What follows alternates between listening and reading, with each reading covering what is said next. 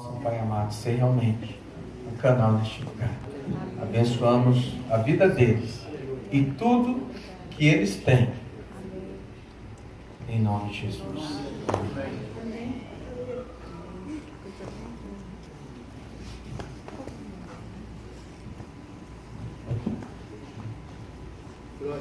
Amém, irmãos? Pode se sentar em nome de Jesus. Dê uma salva de palmas ao Senhor. Vou ser breve. A gente sabe que o culto hoje foi um culto especial e eu acho que o Espírito Santo já deixou o recado que ele queria dar, né? Acho que não precisava nem mais pregar, varão, porque tudo que foi dito, tudo que foi visto aqui já fala por si só. E Deus, ele realmente toma o culto da maneira que ele acha melhor. O dono da igreja, o dono das pessoas é o Senhor Jesus, não é verdade? Porém, eu vou ser breve e eu tenho certeza que o Espírito Santo ele vai selar aquilo que ele mesmo começou, amém? O Espírito Santo ele age dessa maneira, ele é um só, ele é um único Espírito, um único batismo. Eu tenho certeza que você vai sair daqui com esse selo da edificação da sua fé. Você entrou aqui, você ouviu muitas coisas em relação à missão. E eu e minha esposa, nós somos missionários há 7 anos. E nós visitamos países ricos e também países pobres. Visitamos igrejas que têm 100 mil pessoas e vamos a igrejas que não tem nenhum teto construído. Isso é missão, é você não olhar para a estrutura humana e sim para o autor e consumador da sua fé. É você olhar para aquilo que Jesus quer que você faça.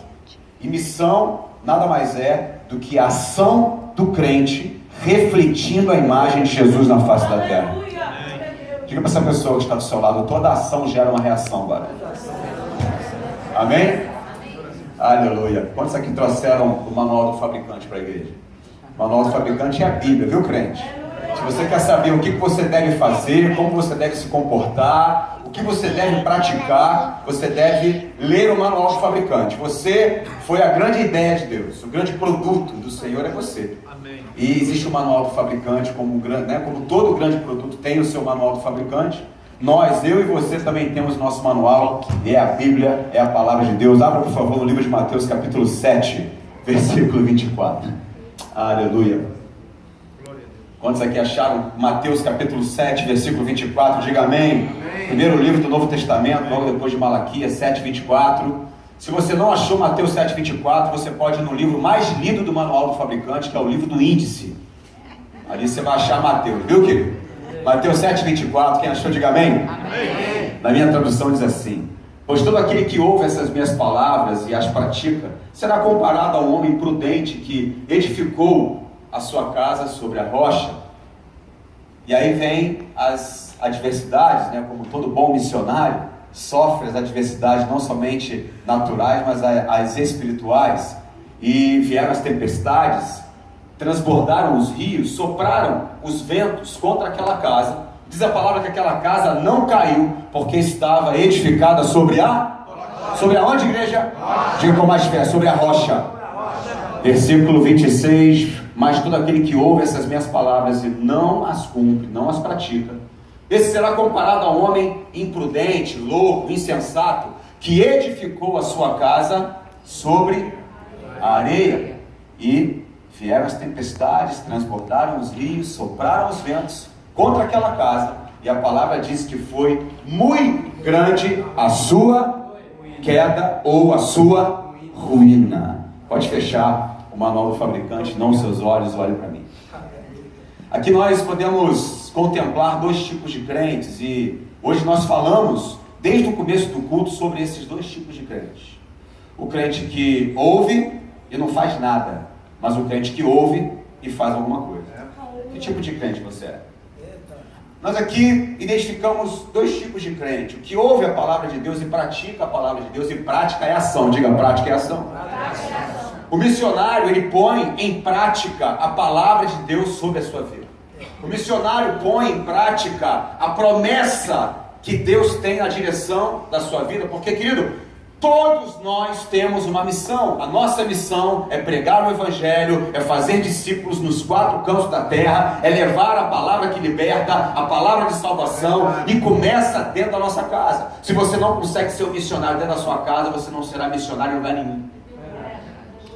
Então a prática da palavra começa com aquilo que eu faço decorrente daquilo que eu ouço. E aqui nós temos dois tipos de crente. O crente que ouve a palavra de Deus e pratica, e o crente que ouve a palavra de Deus e critica. Que tipo de crente você tem se tornado? Porque todo crente que pratica, ele não tem tempo de criticar, porque ele precisa fazer alguma coisa em prol do Evangelho. Mas todo crente de cadeira, todo crente de banco, todo crente paralisado, todo crente que só ouve, mas na hora de praticar, pratica aquilo que eu chamo de, não é o Evangelho, é o eu-Evangelho. Eu sou, eu quero, eu faço, eu posso, eu pratico, é para mim, é meu, eu não faço para os outros, eu faço para mim. Não é mais o Evangelho, é o eu-Evangelho. Esse crente, ele não pratica, ele critica. Porque além de não praticar a palavra, ainda fala mal do pastor e ainda fala mal daquilo que está sendo pregado. Que tipo de crente eu e você estamos nos tornando hoje dentro do Evangelho? Porque, graças a Deus, o Evangelho está crescendo demais. Somos mais de 45 milhões de crentes no Brasil.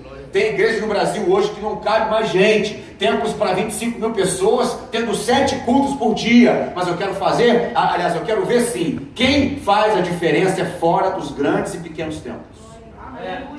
Quem faz a diferença fora da sua chamada interna, e sim da sua chamada externa. Diga mais uma vez, toda ação. Diga com mais fé, toda ação gera uma reação. Então essa palavra nos aponta para 2 tipos de crente, porém, esses 2 tipos de crente têm algo em comum. Diga assim comigo, o problema. Diga a adversidade. Porque aqui nós vemos o seguinte, que a tempestade vem, que os rios transbordam, que o vento sopra, querido. O vento está soprando aí na sua casa. O vento está soprando no seu casamento. O vento está soprando no seu ministério. O vento está soprando nas suas finanças. Sabe qual é a diferença do crente que está firmado sobre a rocha e do crente que está firmado sobre a areia? O crente que está firmado sobre a rocha, o vento pode até soprar, ele pode até balançar, mas ele não cai. E esse vento que sopra para o crente que está firmado sobre a rocha, ele só serve para aumentar a chama do Espírito Santo que há dentro dele. Quanto maior o problema, mais crente você se torna. Quanto maior a adversidade, mais Jesus é glorificado através da sua vitória. Posso ouvir um amém, meu irmão?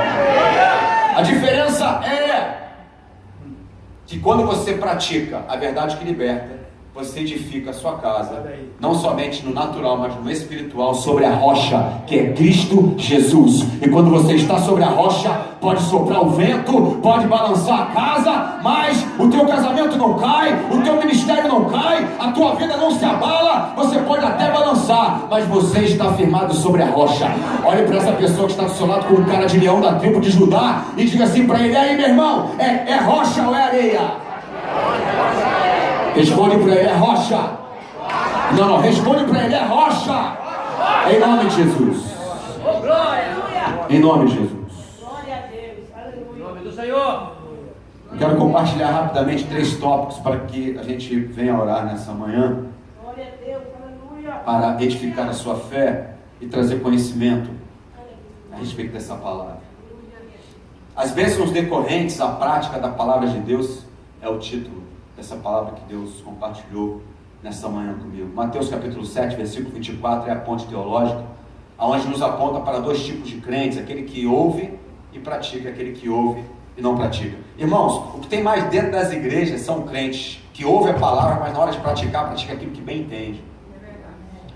Conhece a direção, conhece o norte, tem a bússola, que é o Espírito Santo. Diga assim: o Espírito Santo é minha bússola.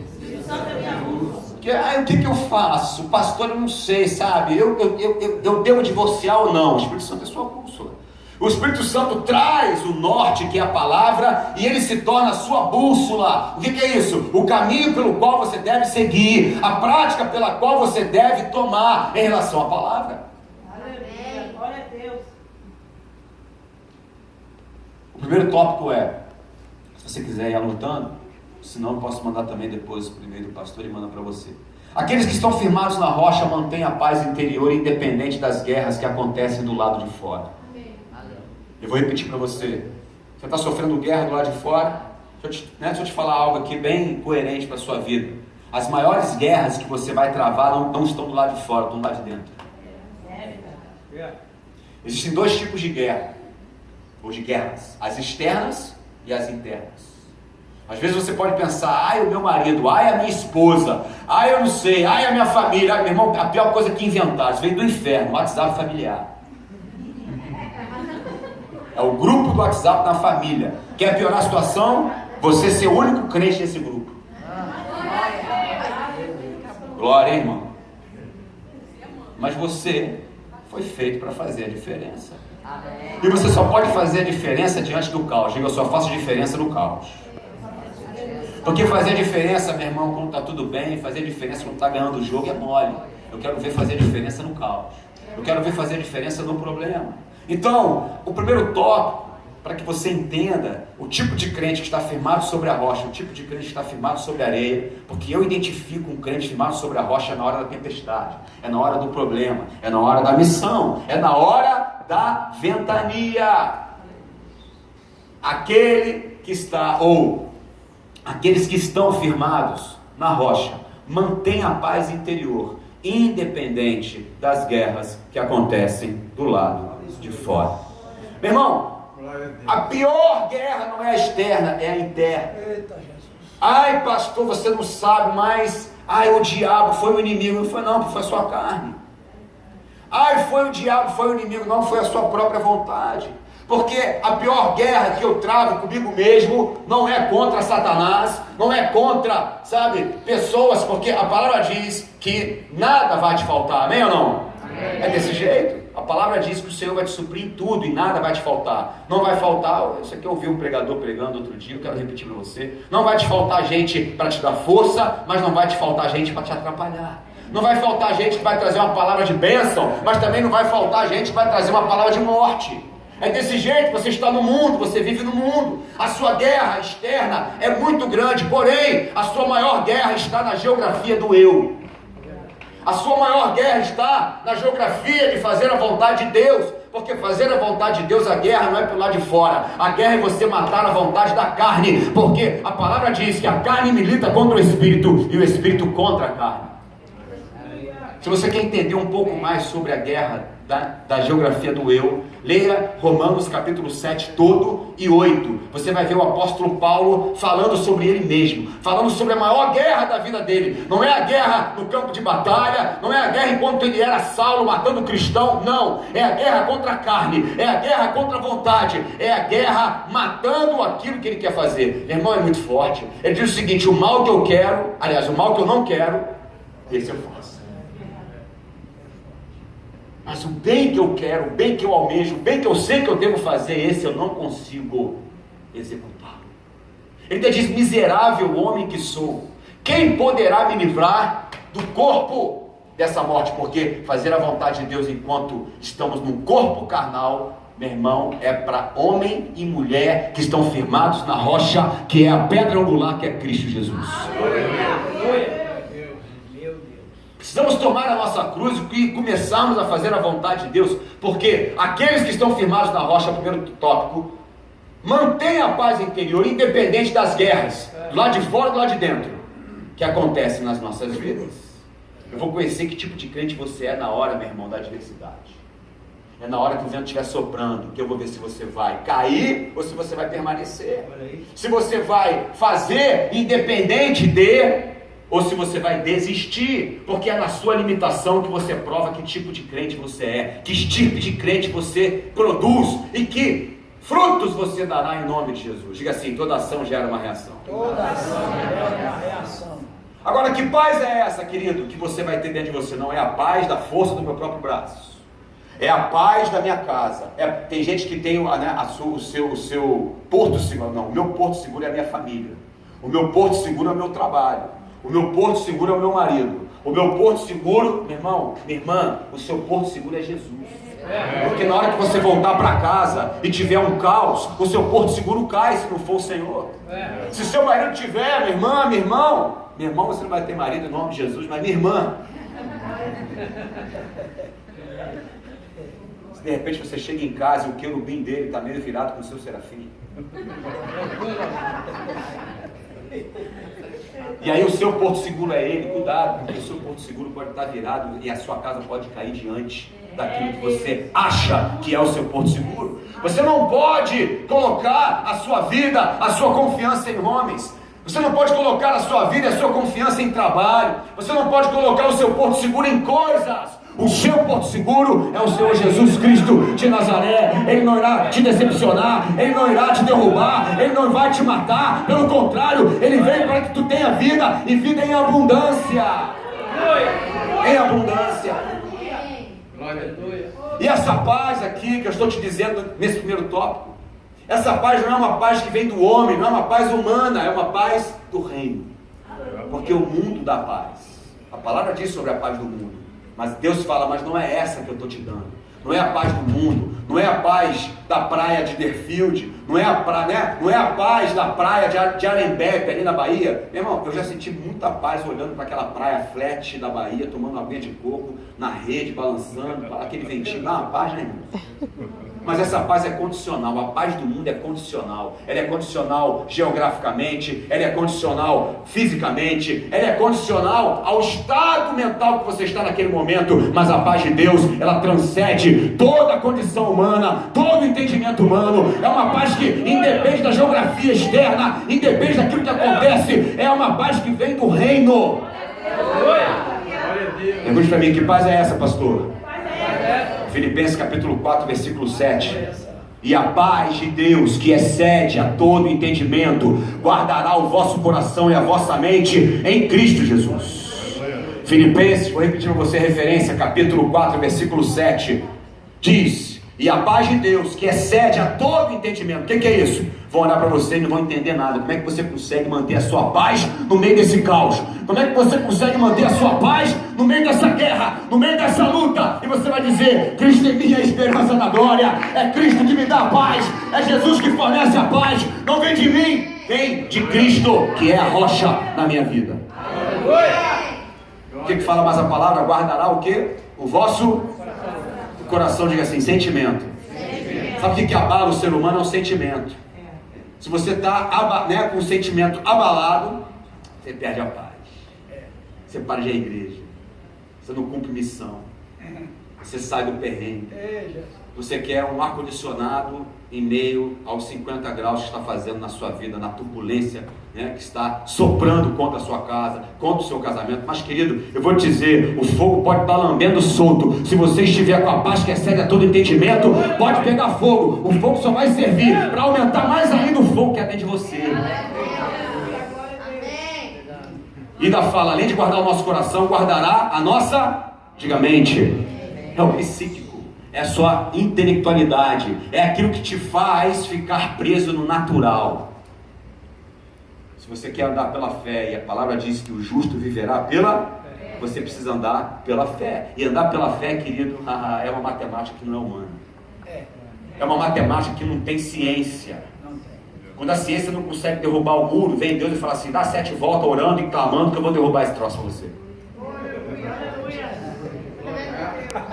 Quando a ciência não consegue abrir o mar vermelho diante da sua vida, ele fala: dá glória ao meu nome, busca a minha face e eu vou abrir o mar diante da tua parentela.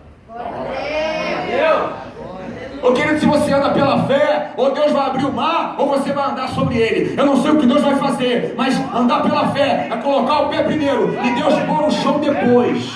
Quantos aqui andam pela fé em nome de Jesus? Diga: pela fé. Então guarda o nosso coração e a nossa mente em Cristo. Nós estamos firmados sobre a rocha, sentimentalmente e psicologicamente. Aí podemos contemplar a paz em meio ao caos. Posso ouvir um amém? Amém. Segundo tópico, correndo aqui. Aqueles que estão firmados na rocha sabem que as guerras acontecem para que o nome de Jesus seja glorificado. Aleluia. Olha o mistério aqui para você, irmãos. O crente fala para mim: eu sou crente, varão. Eu sou fiel à minha esposa, eu sou dizimista, eu sou ofertante, eu sou santo, separado. Por que existe problema? Bem-vindo ao mundo, meu querido. Existe problema para qualquer um. Quem disse para você que você ia virar crente e o problema ia acabar e a ventania ia parar de ventar? Se tem algum crente aqui que depois que recebeu o Espírito Santo parou de ter problema, que levanta agora, põe a mão na minha cabeça e ora, querido. Porque o problema, ele só aumenta. Estamos a caminho, né, dos aumentos problemáticos da vida natural. O mundo vai acabar, a água vai acabar, a sua família vai aumentar em nome de Jesus. E são problemas que você vai ter que lidar todos os dias. Não tem essa plaquinha, entre, pare de sofrer. Existem igrejas no Brasil que tem essa placa pendurada nela, entra aqui, pare de sofrer. Isso é uma mentira, querido. Essa placa tem que estar no cemitério. Quer parar de sofrer? Pede para Jesus te levar. Aí você vai parar de ter problema, vai parar de ter adversidade, vai parar de ter ventania na direção da tua vida. Quer uma boa notícia? Se tu tem problema, é porque tu tem promessa. Se tu tem promessa, é porque você está vivo. Se você está vivo, aí é que mora o mistério. Se você é fiel, se você não deve, e se você está firmado sobre a rocha, então por que existe problema batendo na porta da sua casa? Eu só tenho uma resposta para te dar. É porque cantaremos o hino da vitória. E a nossa vitória diante do nosso problema, o nome do Senhor será glorificado. Posso ouvir um amém? Dê um forte aplauso a Ele. É na sua vitória. E você só pode ter vitória diante do problema. Você só pode ter vitória diante da missão. Você só pode ter vitória diante de uma guerra. Quanto maior a guerra, maior será a sua vitória. Mateus capítulo 5, versículo 14, fala algo tremendo a meu respeito e a seu respeito. Mateus capítulo 5, versículo 14 diz: vocês são a luz do mundo. Diga para essa pessoa que está do seu lado: você nasceu para brilhar. Irmão, luz brilha. Agora, a luz não brilha na luz. A luz não brilha diante do sol. Isso quer dizer o seguinte: que você não vai brilhar diante daqueles que já têm brilho, e muito menos diante de Jesus, que é o sol da nossa vida. A luz só brilha diante das trevas. A luz só brilha diante dos problemas. A luz só brilha diante da ventania. E a palavra diz que você é luz diante das trevas, diante das sombras. Ainda diz mais: é impossível você esconder uma cidade edificada sobre, diga comigo, a rocha. Deus quer colocar você como uma cidade edificada, brilhante, brilhando a luz sobre uma rocha, dizendo: eu venci o problema, eu venci, eu obtive a minha vitória, eu pratiquei a palavra, e eu praticando a palavra, Deus me abençoou. Aleluia. E tem muito crente querendo receber promessa sem cumprir princípio.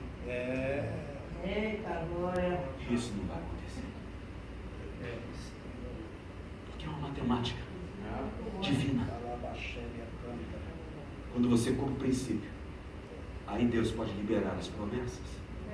Peraí, mas as promessas não estão liberadas? Estão, para aqueles que cumprem o princípio. E cumprir princípio é praticar a palavra, não somente ouvir.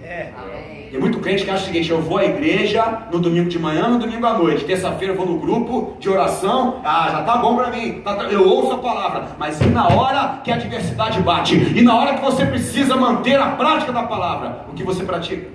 É isso que vai falar muito mais alto diante do Senhor. É por isso que tem muita gente que é usado, mas não é aprovado.